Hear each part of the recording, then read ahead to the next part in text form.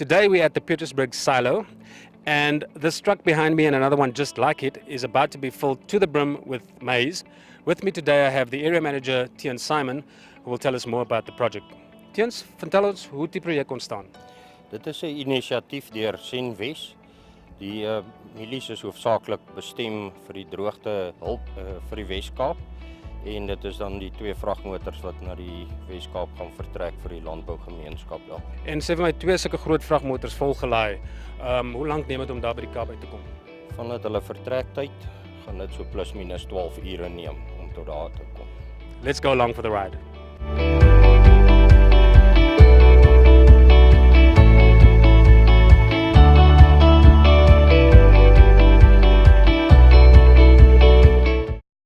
Ons is in Sutherland in die Noord-Kaap en langs my staan Datte Estreisen, is een van die produsente in die omgewing.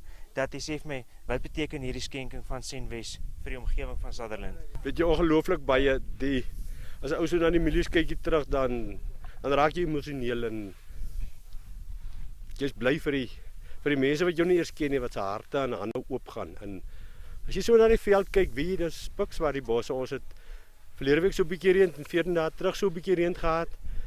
Dis nie genoegie en dit reën nie kos nie. En as jy nou dag vir dag kyk hoe jou skaap agteruit gaan en hulle raak maarder.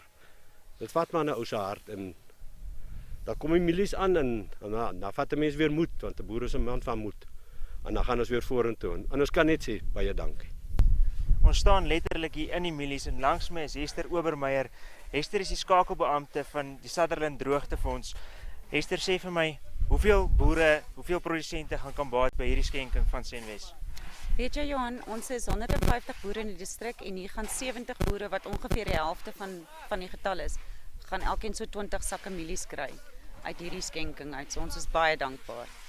Hester, volgende wil ek by jou hoor, hoe maak julle seker dat dit oor die hele area in Sutherland versprei word, dat al die boere by hierdie skenking kan baat vind?